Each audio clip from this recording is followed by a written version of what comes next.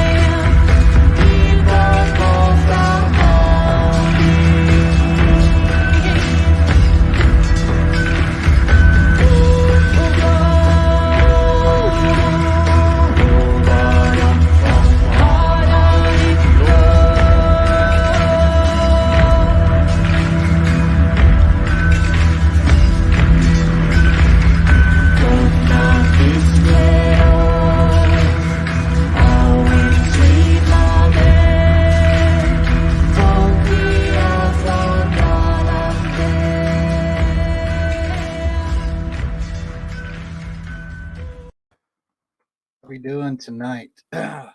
So no fancy dancy thumbnail, no articles, no video clips to go through tonight.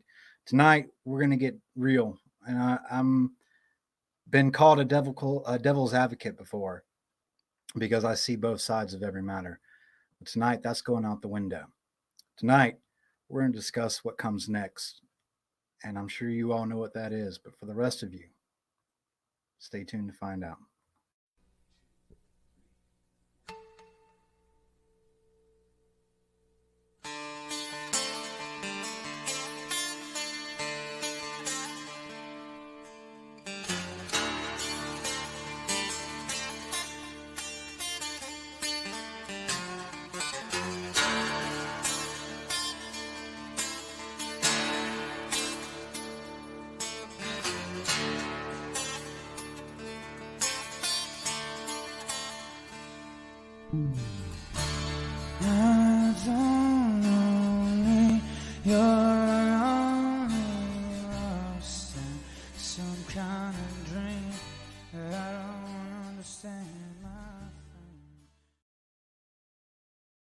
Right. Aloha, mahanapono. How we doing tonight? So I was thinking about different shows that I could think about. I have 1,000 subjects I could talk about, but I'm starting to see a lot of pictures come online about the meat shortages. People are, resurfacing all of these photos. Well, not resurfacing, but they're the phenomenon of people posting these photos of meat shortages and different type of shortages is getting to a point to where now it's been forecasted by the end of this week we will see these meat shortages, and we have got to get into this mindset that things are going to get real in a way that most human beings have not seen in this country. Most of us have never known poverty and hunger and true fear of not knowing where your next meal is going to come from. True fear of not knowing where the money's going to come from. It's one thing to be in debt and over your head and barely getting by, but see, you're barely getting by. You're still getting by. What happens when the stimulus money runs out? What happens when you get so comfortable at home that you don't want to go back to work, despite the fact that you might enjoy your job or that you might make more money going to your job? Complacency does not take very long. It only takes about 13 days to 21 days to learn a new habit. And I've been locked down now for 47 days.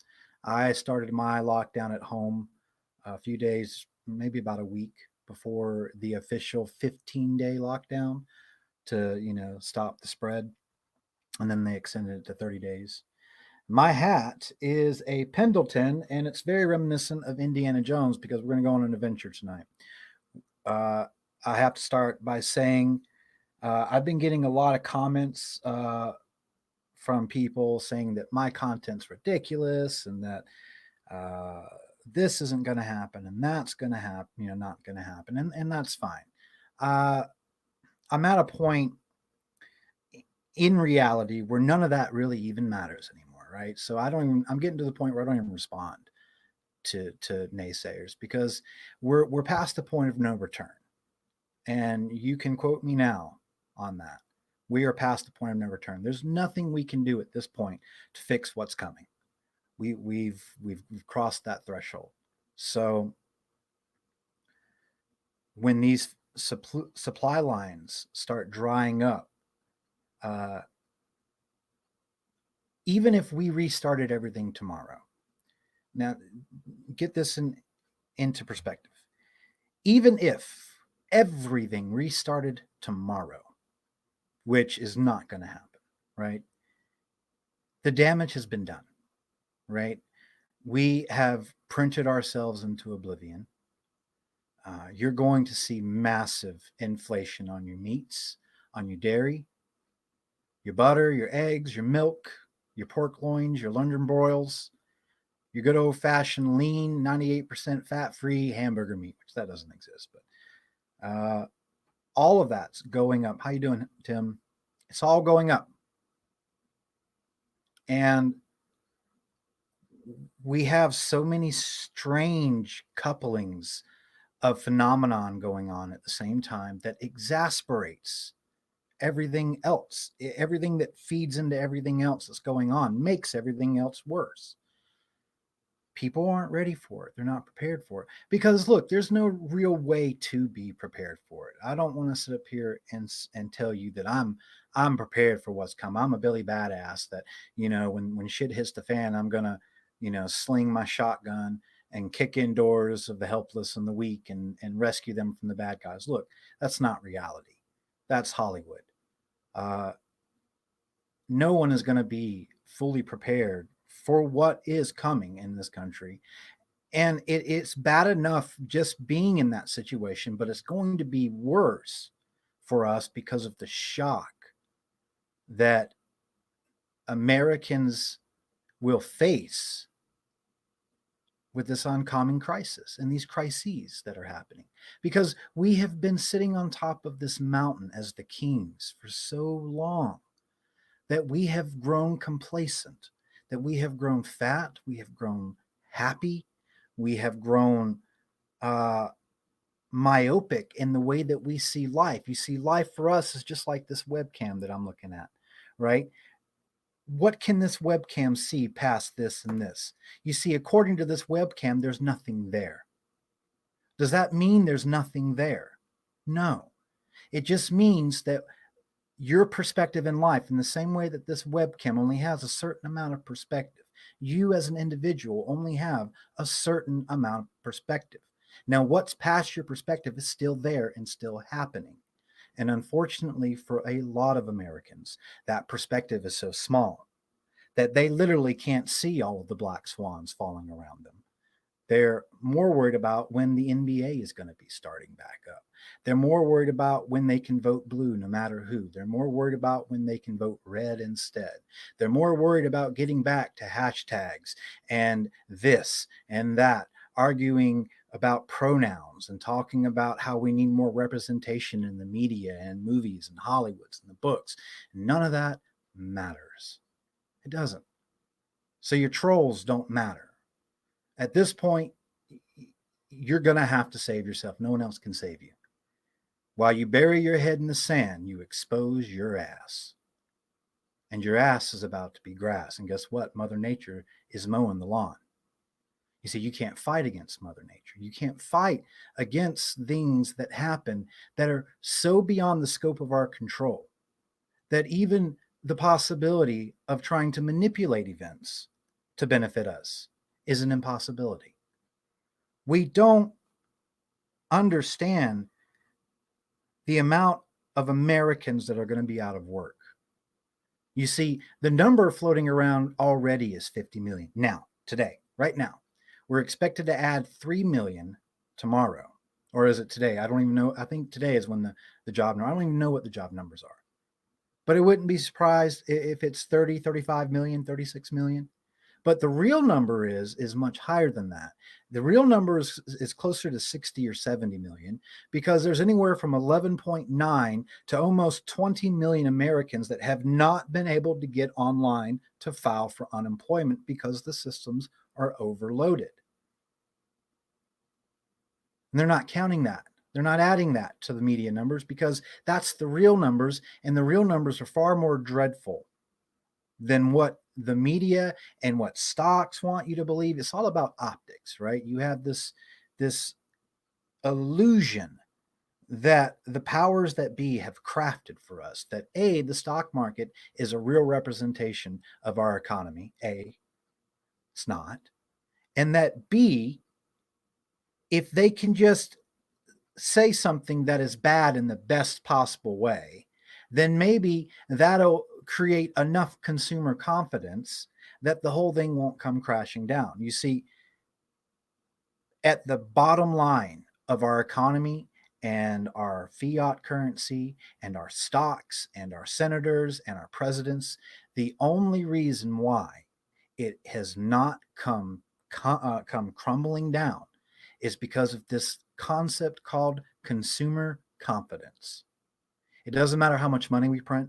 It doesn't even matter if we lose our spot as the world reserve currency. We might go into a depression, but we won't collapse altogether so long as the public believes that it's worth saving, that it's worth fighting for. That's consumer confidence.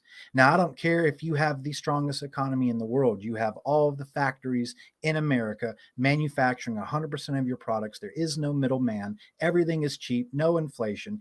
If all of a sudden one day the consumer confidence of Americans decided they didn't believe it anymore, it would collapse within hours. And you see what happens when you get a people that are already unrestful because they're being forced at home. People are losing their jobs. The food's running out. They start giving shit about what politics you belong to anymore. They stop giving a shit about what the president has to say every day because it's not putting food on their table. It doesn't matter what Joe Biden says, it's not putting food on their table. It doesn't matter what Nancy Pelosi says, it's not putting food on their table. Wake up, people. Politics doesn't matter anymore.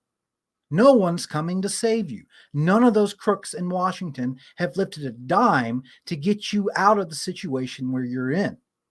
You have been left to fend for yourself, only you have been conditioned to not be able to fend for yourself. So your only option is to starve or to throw yourself at the mercy of this government as this beacon of hope that's going to lift you out of the darkness. And all they're going to do is trade your gold chains for iron ones. That's all that's going to happen. While you starve, while you start worrying and panicking and having anxiety, because who knows what's going to happen in the future, in the next 2 weeks, in the next 3 weeks. I can tell you what I think is going to happen. You're welcome to your own opinion. It doesn't matter what we think. It doesn't matter what we speculate. What happens will happen. The thing is you need to be prepared for whatever that happens in the best way that you can. And the only way to really be prepared, and I've said this before, is psychologically. Now, you can't be 100% prepared. But even if you're 90% prepared, the majority of that is psychological. Because we're going to start seeing people die. You're going to see people die of more than just the virus. You're going to start seeing people die out of desperation. You're going to start seeing people die out of greed. You're going to start seeing people die out of fear. You're going to start seeing people die out of hate. You'll see people die out of love. You'll see families where a husband will murder his wife and kids and then commit suicide because maybe he just saw a little too much about what's coming and he didn't want to see his family go through that. You think that doesn't happen? Look at the financial crisis that we had in 2008. It happened. People committed suicide. People killed their families because they thought it was the end of the world. Now, I'm not saying it's the end of the world. However, it is the end of the world as you know it and as I know it. It will never go back to the same. And I want to be positive about this, but it's not about being positive or being negative. It's about being real with people. Because the time for posturing, the time for make-believe and happy talk is over. We can debate being negative or positive after it's all over with. Right now, you need to focus on what matters, and that is being as prepared as you can be. Because make no mistake, what comes next is unlike anything we have ever experienced in our lives. I've gotten a taste of it. Some people who are older in this chat room maybe have gotten a taste of it. But no one in this world, at least in the first world, because Africa, this is just a Sunday for Africa. Make no mistake, we're going to be just like Africa. A lot of your countries are. How different this world will be in 5 years. And who will be on top and who will be in breadlines. So that's my rant for tonight. Let's see what you guys have to say. Daniel Whitaker says, the part I wish most that people get is that there's nobody coming to save them. What pieces can be picked up have to be picked up by us. Nobody is on their side. That is very true, except it has been we've been brainwashed into thinking that in general, though. We've been brainwashed into thinking that the government will always be there to save the day. The government will swoop in last minute. They'll pass some sort of bill that will keep everything going and keeping everything afloat. But when you fall over a cliff, there's no takebacks in life. There's no do-overs, right? When you cross a threshold, those people that say they represent you will show you very much how much they do not, and how this whole time all they've really represented is themselves and those who put them in power, the lobbyists that send them paychecks every month, the lobbyists that pay them to go speak at a dinner where they charge $10,000 a fucking plate. Do you think the food's really that good, or maybe corruption's that greedy? Murphy's Law asks, can we defund them? Look,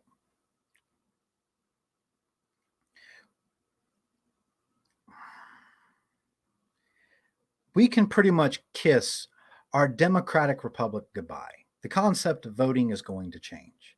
Now, again, speculation. This is my opinion. It's my thought process.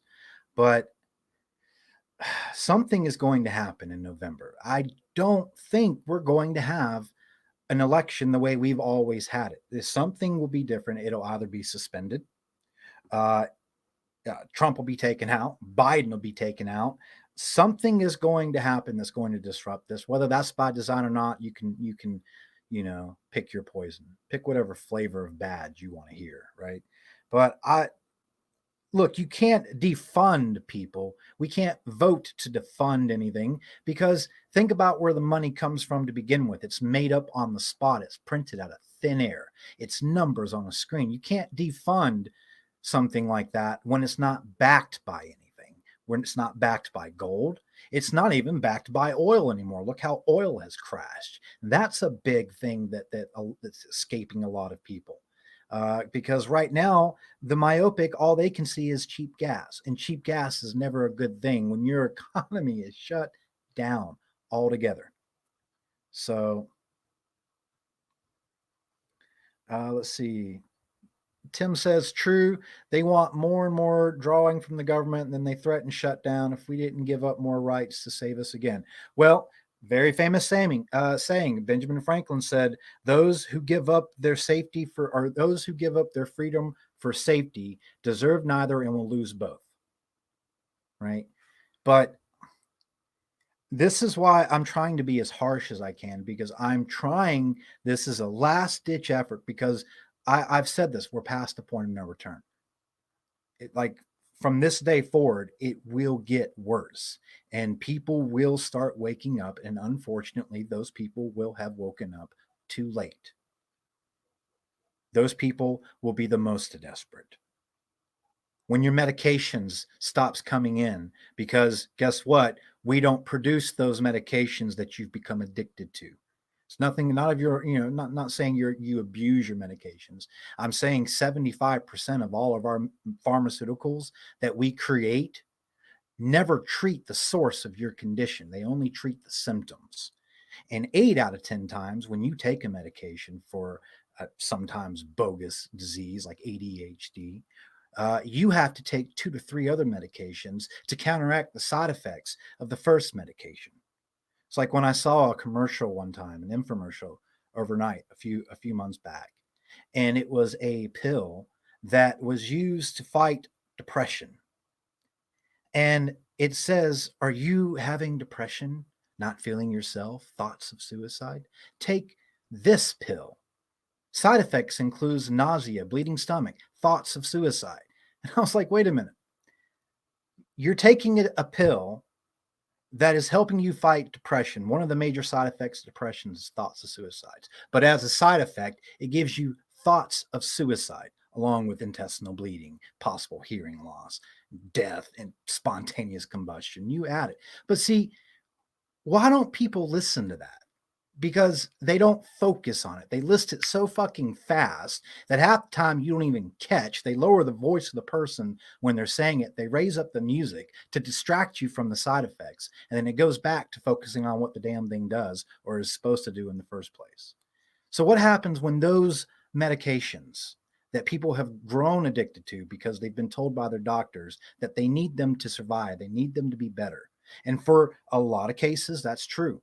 I'm not talking about every single pharmaceutical. I'm talking about for the ones where they don't fix a problem. You can't take a drug to fix depression. There's no drug that works. All it does is zombify you and give you a lobotomy so that you've got no room to feel anything, let alone depression. I've taken them. When I was younger, I was forced to take pills because my parents thought something was wrong with me. Just so happens I like to speak my mind. So they thought I had Tourette syndrome. So I got put on this little orange pill in seventh grade called Haldol. And Haldol made me a zombie. Now, I was a problem kid. I had an anger issue. I broke stuff, all these sort of things. And I don't even know. Look, they pity passed me through seventh grade because I was asleep through all of it. I don't remember it because I was a zombie. But the year before, all of my teachers were happy that I wasn't making any noise. They were just happy to give me an A and send me on my way. And then once I got off of that and my parents realized, oh, wait a minute, maybe he doesn't have Tourette syndrome. Maybe he's just a loudmouth with anger issues. So I'll never do them again. So Murph, yeah, depression pills make you depressed and suicidal. These impossible whoppers, they've had some very preliminary research saying that it has 1,000 times more estrogen in it than like an estrogen pill, right? It'll increase the estrogen. Look, they're trying to get rid of testosterone, and this isn't a sex thing. This isn't a man versus woman thing. Testosterone is what allows you to stand up to tyranny. Women have testosterone, just like men have estrogen. They're trying to weed out testosterone altogether because testosterone is the rebellion gene, right? The estrogen is a whole nother story, but testosterone is what fuels adrenaline, and adrenaline fuels your fight or flight. The more adrenaline you have, the more likely you are to fight. The less adrenaline you have, the less likely you are to fight. So go on and eat your Impossible Whoppers. Go ahead and start getting that impossible meat that you're going to see flood the shelves like it was a miracle. They just came out of nowhere from left field and threw this Hail Mary. And wait a minute, now we have impossible meat, this plant-based shit that's got so much estrogen in it that it's the new fluoride. So he says they've already been brainwashing everyone into thinking there's a suicide problem from being quarantined and well, look, to an extent that is a true statistic, Tim. You will have people that will commit suicide. They're mostly weak-willed people. They're people that are, maybe have gotten a little too on the deep end of conspiracy theories and feel like that, the man's coming to take them down, and so they're just going to take their own lives. It does happen. It is a phenomenon that causes. Now, will they exploit it and blow it out of proportion and oversensitize it and sensationalize it? Probably, but it does happen. It is a phenomenon that does happen. Mark said, I was thinking about the shitty drug called yeah, look, Zyban, look, haven't they ripped that off? That thing has been under so many investigations. They just found out that Zantac 150 gives you cancer, when you take for your acid reflux and they're pretty sure Antac, the 75 does too, but they haven't done enough research in that one yet. So Murphy said, my ex-husband used to kick the shit out of me. I'm sorry about that, Murphy. I would go to the hospital, find out how many broken bones, come home and would get arrested. He thought I would tell the hospital what happened. So I had a situation one time with my dad. I was physically abused by my dad. From the age of about 12 to 16. And I remember one time he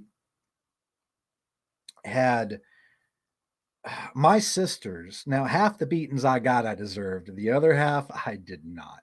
My sisters were out playing by the water pump, and they broke it. They broke the water main. Of course, that's bad.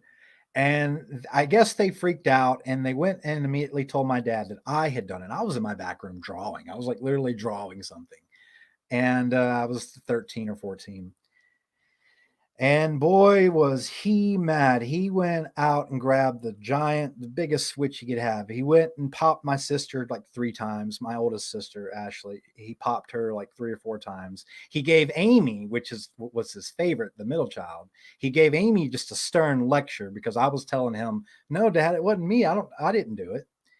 And then he ripped the shirt off me and beat me with that stick on my back until it broke. And then he went out and he got another one and he came back and he did it again and it broke. And he went out and like I had hundreds of stitch marks. Like if you've ever been whipped with a stitch, you know what I'm talking about. But if you hit it hard enough, they can draw blood, and then they have they look like a line. Well, I fell off of a I was at this park a couple of days later and I fell off of like this merry-go-round or something. It hit my back and it was sore as fuck. So I was like, and then there's just, I don't know who she was, but some chaperone like lifted my back up and saw all this. And boy, did shit go down. She immediately called DHS. This was in Florida. And I ran home to tell my dad because when you have Stockholm syndrome, right? You get used to certain way of living. And I told him what was going to happen. He was really upset, like I had done something. And he sat down and he coached me. He says, "Here's what's going to happen. If you don't say what I tell you to say, I promise you, you're going to get it worse. You're going to break your mom's heart." My mom didn't know about any of this stuff, so I had to lie to DHS at 13 years old when I wanted to tell them the truth. And so I don't know why it inspired me to tell that, but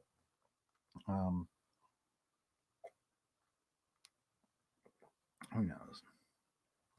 All right. Tim says they expanded background checks to include medical history. They'll have your iris from eye exams. You think they don't already? Look, how often do you look at your phone like this? You don't think they're not looking at you through that? Hey, I just read an unbelievable article what's in the that? Times. Take a look. Sorry. You don't think they're looking at your iris? They have your entire face mapped out. Anybody that has ever had a profile online, they have your entire face mapped out. We have, with no fight, giving them all of the data that they need to compile facial recognition and iris recognition and pattern movement, right? They're tracking your phones. They know where you're going. They know where you've been, and they can predict where you're going, to a certain extent, especially if Google, because, Google, like I said, they have what they have, sound like Joe Biden. They have achieved quantum supremacy, right? Where their shit's powered by a quantum computer. You're talking about a whole nother level of scary when it comes to that. This is a cigarette, something's in my eye. Cigarette.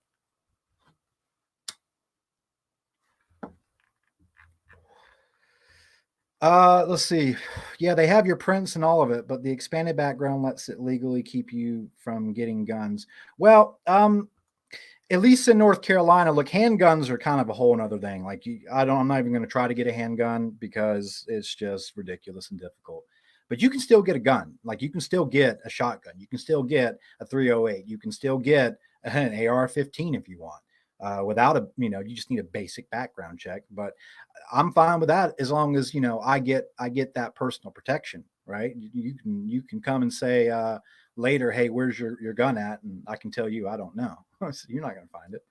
So my dad had scars on his back from his grandfather's bullwhip. I have scars on mine from my dad's razor strap. Can't remember when I learned to take a punch. Yeah, and you see, the thing is that people aren't raised that way anymore. And I'm not condoning it, but hindsight is 2020. And I do understand for as many years as I spent being angry at my dad and bitter towards my dad, I realized that had anything changed in the events of my life, good, bad, and ugly, I would not be who I am right here, right now, today. And I'm pretty happy and I'm pretty proud of who I am right now, here, today. I'm flawed, but I'm human and I've accepted myself. And for every bad that my dad could, he taught me to be tough, right? he taught me this spare the rod, spoil the child type of mentality. That went away, when we started going into the 2000s. That way of letting your children go out and scrape their knees and eat dirt, right, and build mud pies and not come home till the street lights come on. That way of life is gone. It doesn't exist anymore. We've become a nanny state, where if you let your child play outside and you're not outside, or you don't have every window with somebody looking at that person, you're accused and often charged with child neglect for letting your child be a child. They don't do that anymore. So I was raised the old-fashioned way. And for all of its bumps and for all of its knocks, it made me into a strong person. And it made me into a person ready for something like this as best as I can be. Let's see. Look at your next comment. All right. I am told I am doing okay, but then again, I haven't seen him. Oh, I don't even know what you're talking about. what let's see, Tim. The red flags will be used for guns as well as CV, coughing outside. You could be a danger to others. Oh yeah. You better believe. You better look. I'm not saying don't have empathy in the coming times. You're going to need empathy because you're going to need something that reminds you that you're still a human being. But empathy, when it's not focused and when it's not used with discernment, empathy will get you killed. I can't tell you how many preppers have done like mock videos on certain situations that would happen if everything went to shit, where people would play the sound of a crying baby in the woods to lure people with hearts in, because who would leave a baby abandoned? And so they get ambushed. So that sort of empathy can be bad,